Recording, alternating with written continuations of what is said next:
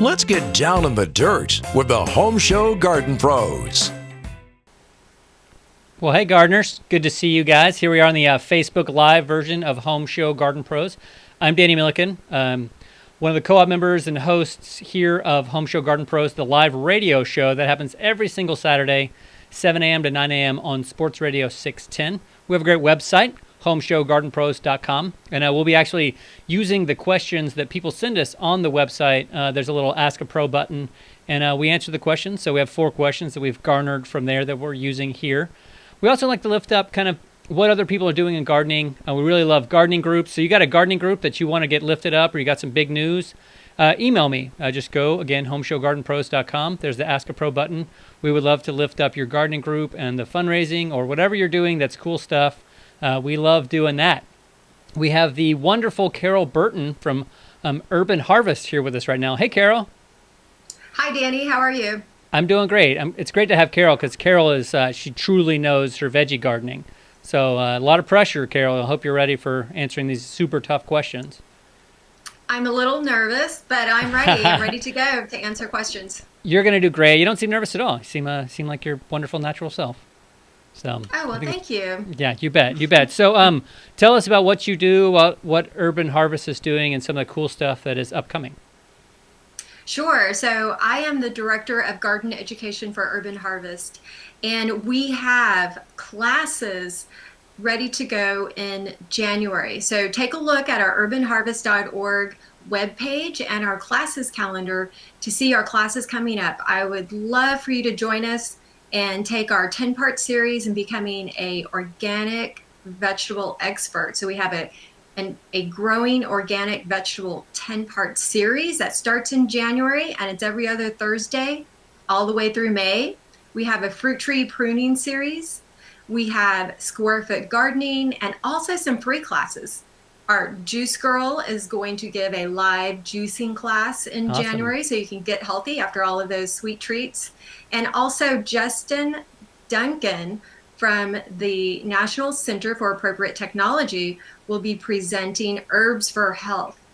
So that's in January. We have a lot of classes ready to go for the new year, for your New Year's resolutions and growing resilience gardening. Then in February, we have our virtual Fruit Tree Festival. So this year, we're not having a fruit tree sale fundraiser. Instead, we're having an online festival of virtual events and also a few in-person events. And I'm very glad to announce that Dany will be one of our presenters for our virtual Fruit Tree Festival. Yay! It's going to be great. We really get to go deep on it. I am sorry. A lot of Houstonians are sorry to miss the fruit tree sale this year. It's really become kind of an iconic gardening tradition in our area. But I'm excited about, pivoting and this fruit tree festival too. So everybody stay tuned for that stuff. So how can people learn more about the classes?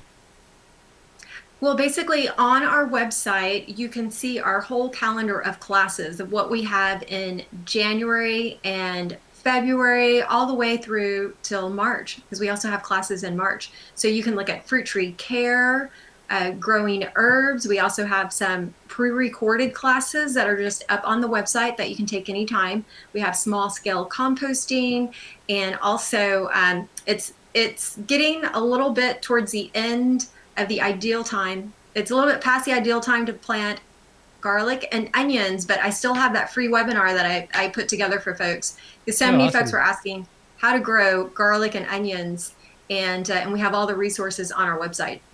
I mean, that's a great class because really we underestimate onions as a vegetable. Like honestly, how when it comes to which one Americans are eating the most often, at least the Americans who love cooking, onions have got to be up there because man, every single meal I start, every single stew I make or whatever I'm making, I seem to always be using an onion. A lot of Yes, crying. you're absolutely right. It's one of the top 3 vegetables that are consumed in the U.S. One of the top 3 most consumed vegetables. So I'm going to try to guess the other 2. Yeah, guess the other 2. Carrots and broccoli. No, potatoes. those are- Potatoes.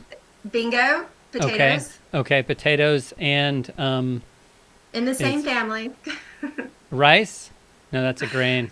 Just tell me. No, I'm just kidding. What is it? Tomatoes. Tomatoes, And of right now, course. Yes. in Houston, it is the time to plant tomato seedlings That's right. inside, start them indoors, and also it's time to plant potatoes outside so you can get a Oh, harvest by May. oh, that's awesome. Yeah, I need to. I just read an article about how important it is to the day after Christmas get your tomato seeds in the ground, but you can do it today, right? I mean, people can start as early as they want. Exactly. If you're in the Montrose area, if you're inside the loop, the best time is now. If you're Okay. outside the loop and then after the 25th is a good time. But if your tomatoes are a little bit taller, that's okay too. You know, it's kind of That's nice. right. That's right. And you Well, want a really good LED light to get them strong and not leggy, because that is one thing about new growers is they'll grow them by the windowsill and they'll be a little bit too long and leggy, and when they go outside they'll collapse, and then it's time to move them to the compost pile. oh, that's So for great information successful transplant, yeah, you want that really good light. because they gotta have the red and the blue. That's what you're saying. Lights. That's awesome. Well, thanks for that info. So, Carol, it's Sure. your first time here on our Facebook Live. So what we do is I've harvested some questions from our, question catalog that we get every single week on our email, which is awesome. And so Okay. we're just gonna answer a few. I'm gonna ask you the question, then we'll talk a little bit about it. It's a lot of fun, and I'm excited about hearing your answers. I'm not gonna take notes because that'll make me look bad, but I'm gonna try to remember what you say. So, you ready to get going? I'm ready. All right. Question one is from Shay, which is my middle name, Okay. also kind of cool. Shay says, "Help! My eggplants died in the freeze, and I need a small and fast-growing veggie to take its place.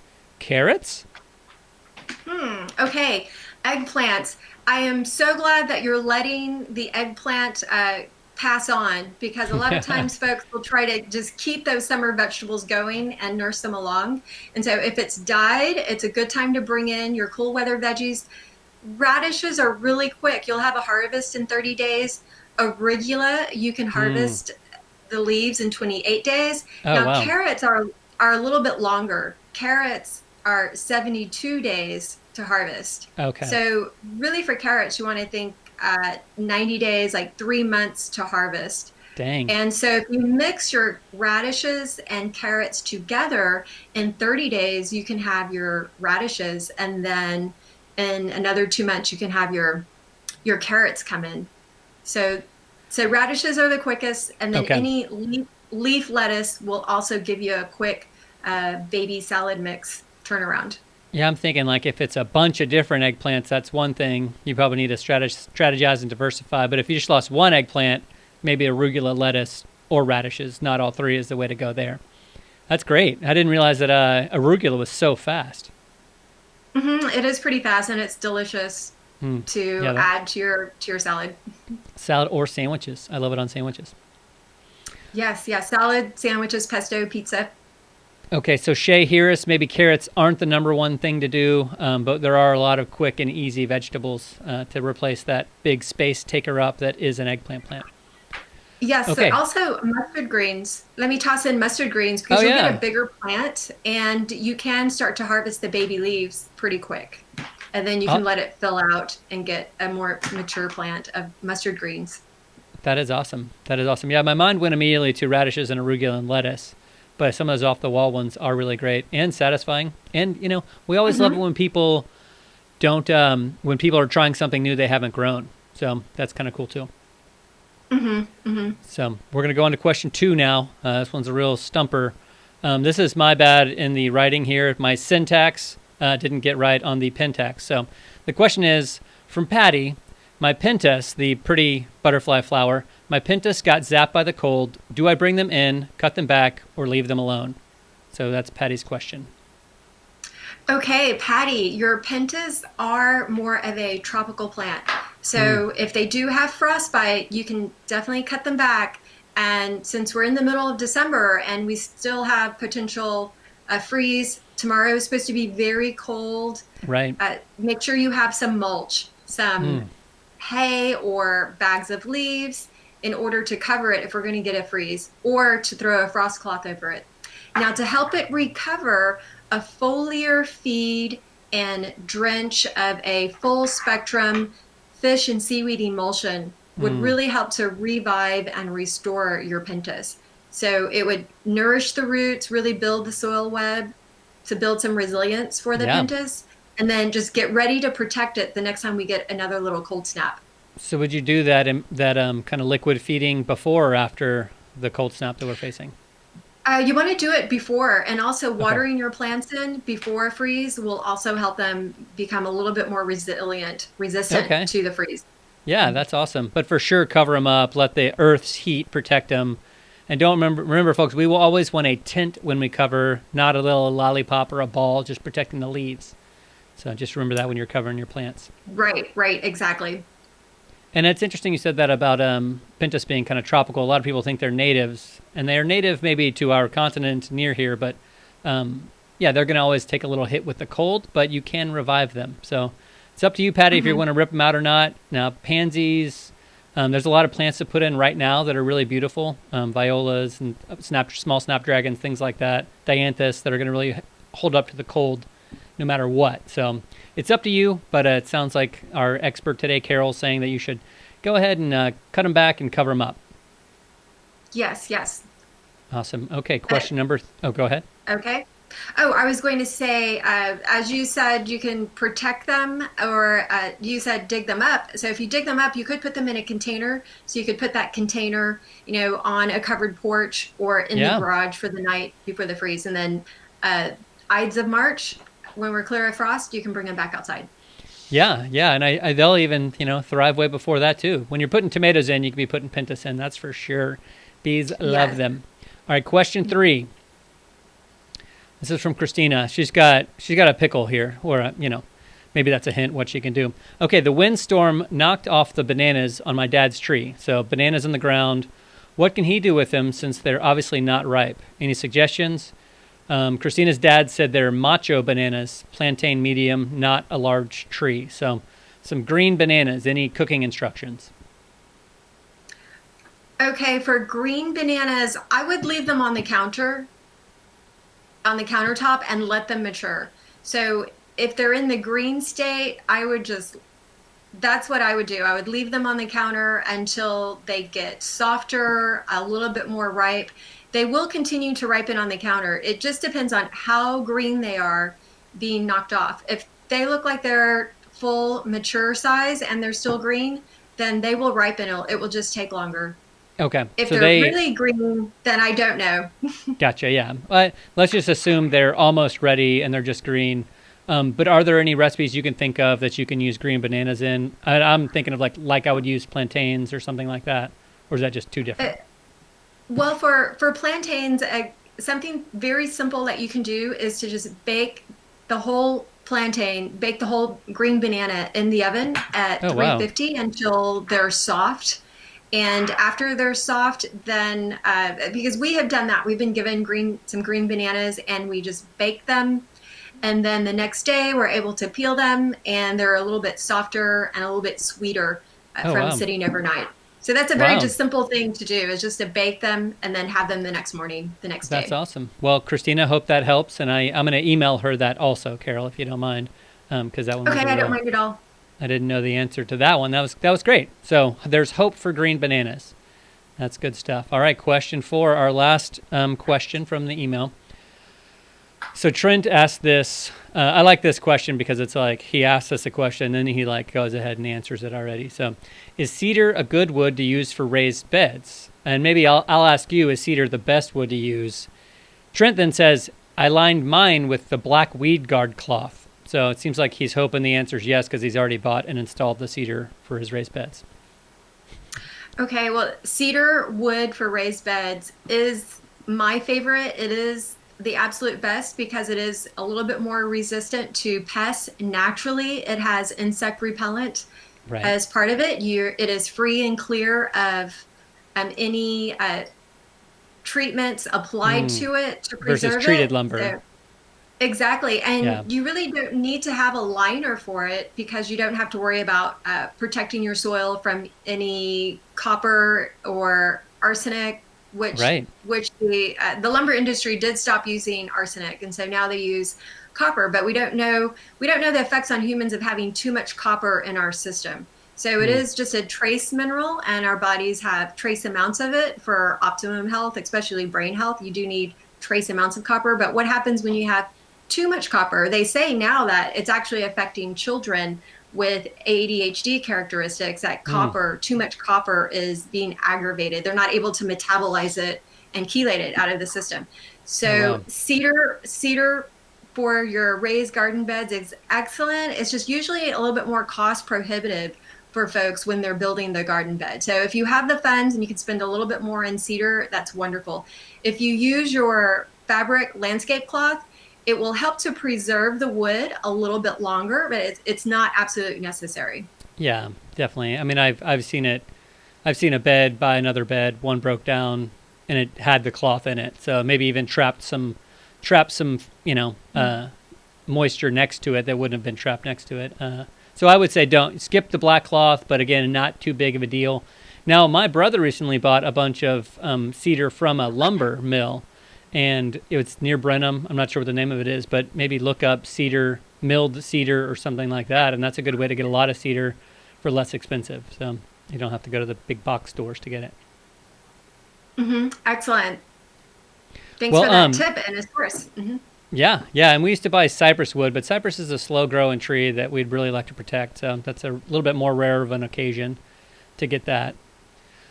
Well, in honor of the fruit festival that's coming up, I selected an apple question as our kind of video of the week. So Sherry Harris she's going to read a question to us and answer it about apple trees. So over to you, Sherry.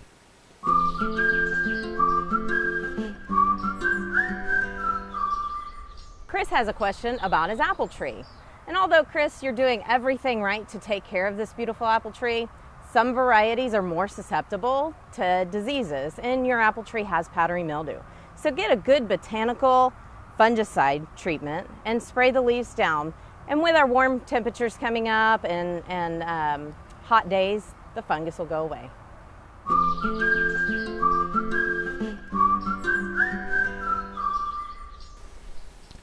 Well, I really hope that helps anybody dealing with apple problems or any other problems with kind of that same pest. Foliar sprays are really good. Carol, you mentioned foliar spray earlier today.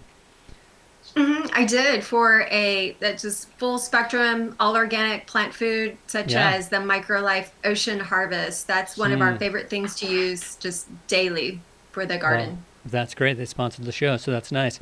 Anything you wouldn't put that on? I mean, I think you probably use that on just about everything.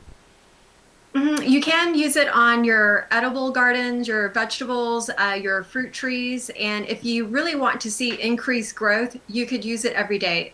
And for some folks who don't have access to that, if you create an aerated compost tea and use that water to feed your plants, you could sort of make your own foliar feed as well. So any plants that you would not want to use it on, well, of course, during the summer and spring, if you're growing squash, and also on your tomato leaves, you want to make sure that you still have enough sunlight, daylight hours for it to be completely dry before nightfall so that it's not susceptible to powdery mildew. Yeah, so I hope everybody wrote that down. That's a great tip that we don't hear often enough, that we don't want to go to bed with tomato or squash leaves wet. So that's thanks for saying that. That's really great. Well, tell us real quick about some of the upcoming events. I know you talked about in the beginning, but they're just such great things. Plus, maybe I can stall a little bit if anybody's got a question that they want to get into the chat box on here. So you got the organic veggie class. It's a series. Growing Organic Vegetable Series that starts January 7th on a Thursday. Then it's every other Thursday all the way through May, and you will be certified in growing organic vegetables by Urban Harvest. And that really is a wonderful class. I've got to sit in on a bunch of those classes, and it's deep, it's broad, it's really informative. So I'm really a big fan of it. Wonderful. And then we have our fruit tree pruning series. This is usually a live in-person class in the backyard of a home with hands-on demonstrations. But this year, with the COVID pandemic social distancing guidelines, we're going to meet all in Zoom. So you can watch videos and demonstrations of how to prune your fruit trees. That's awesome. And I definitely, if you've got a variety of fruit trees, it doesn't have to be that many, but if you're dealing with apples and citrus, they do not get pruned the same way. Even peaches, pears, and apples don't. So really great class for kind of doing that stuff. And again, I've participated in that one. I taught a couple classes, and it is definitely worth the time and energy that goes into it. And sometimes you get to try some fruit even. So that's kind of cool. And then we've got the Fruit Tree Festival. Woo! That's right, the Fruit Tree Festival. We're going to kick it off with care of fruit trees. And then we also have Dany joining us on Tuesday of that week for care of mature fruit trees. And then we have regenerative agriculture and fruit trees in community spaces. Also, we have a cultivated cocktail event featuring cocktails with citrus. That's awesome. Well, what a week. What a week. It sounds so great, and it's so great that you guys are being creative and adjusting. So to learn more about all of these classes, just go to urbanharvest.org. It's a nonprofit, and it's a great nonprofit that's been serving our city for years and years. And you can learn more about what they do with school gardens and with all these classes. So, Carol, you play a big role in the school gardens. How's that going? That's right. Well, our school gardens are COVID-y. They're with COVID, we are still with some of our partners. So normally we partner with about 25 schools per school year. So we're down to 10 school partners with the COVID guidelines. We still have our garden educators going out to school sites and gardening and harvesting, while the teachers are live streaming to their students at home. Oh, wow. So the students That's at home awesome. are still getting virtual lessons while the garden teacher and the garden educator is in the garden. So if you go to our website, and any donation to supports us helps to support the work that we do at schools, community gardens, food access, supporting the local farmers market, as well as our classes for adults. Well, that is awesome. Well, Carol, thanks so much. Great job. And, again, if any garden club members are out there and you guys want to be featured in this really fun way on the Facebook Live, just email me. You can do that through the website, homeshowgardenpros.com, the Ask a Pro button. While you're there, there's the listen button, and you can listen to the show. It's a lot like this. We answer gardening questions, give out great gardening advice. Our whole goal is for you to be successful. So that's why we do all this. So we'll be able to have great produce, great flowers, great trees, great lawns, all of that. So Carol, thanks again for being with us. Great job. My pleasure. Thanks for having me, Dany. Oh, of course. I always like chatting with you. We need to have a meeting soon about the February stuff and how OBA can be involved. Yes, definitely. Okay, awesome. Thanks a lot. Talk to you soon. Okay, my pleasure. Bye-bye.